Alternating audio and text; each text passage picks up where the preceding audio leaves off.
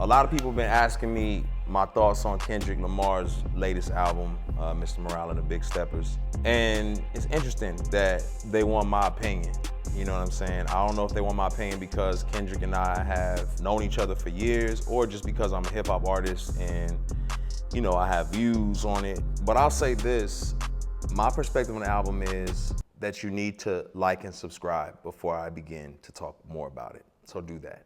Listen, y'all know what it is, man. This is where we talk about faith, culture, and hip hop. I'm a big Kendrick Lamar fan as an artist. Let's just get that out the way. I'm not gonna hide that. I think he's amazing at what he does. I may not always agree with his perspectives or his worldview, but I'm a big fan of his capabilities and his just ability to articulate things in such a simple way, lofty things in a simple way.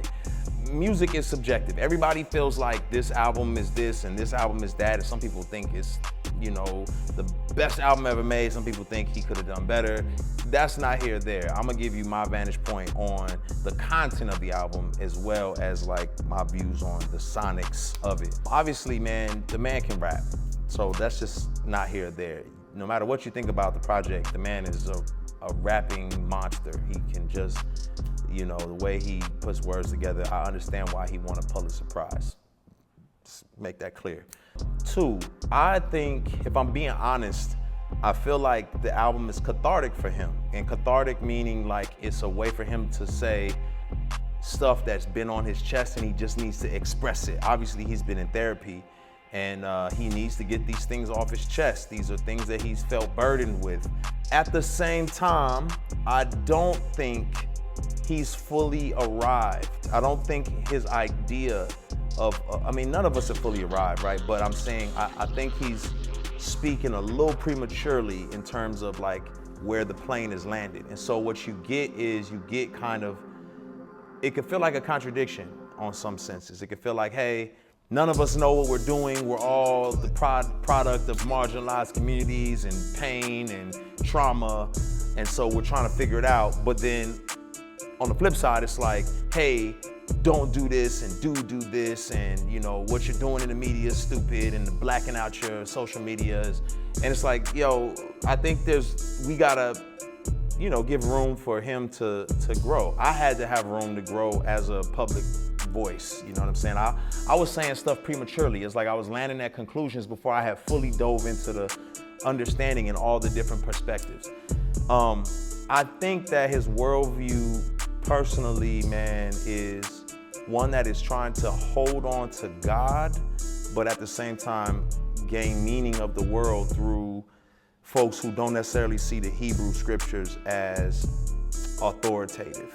And so you're always gonna have a conflict there.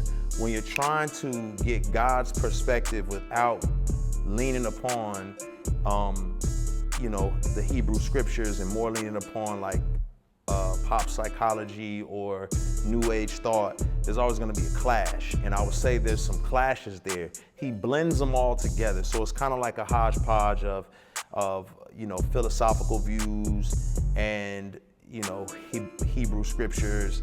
And it just, some things are not compatible. And so you'll hear that philosophically as you start navigating through the album. But I mean, aren't we all on a journey? You know, the Bible says that none of us see through the glass clearly. We all see through a murky lens. So I give him credit on that regard.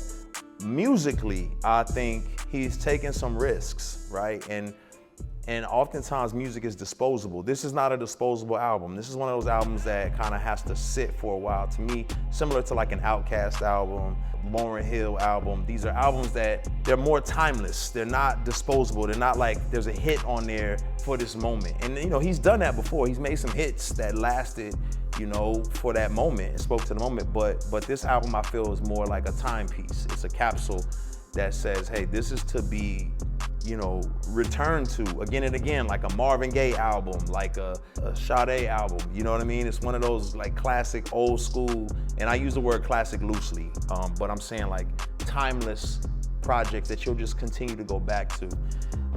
We're in an era where right now, man, you got Future, you got, I mean, Dirk, like those are the sounds of the now, and he doesn't really use a lot of those soundscapes and those textures. But I think that's okay, and that's what's gonna make him stand out in the grand scheme of things.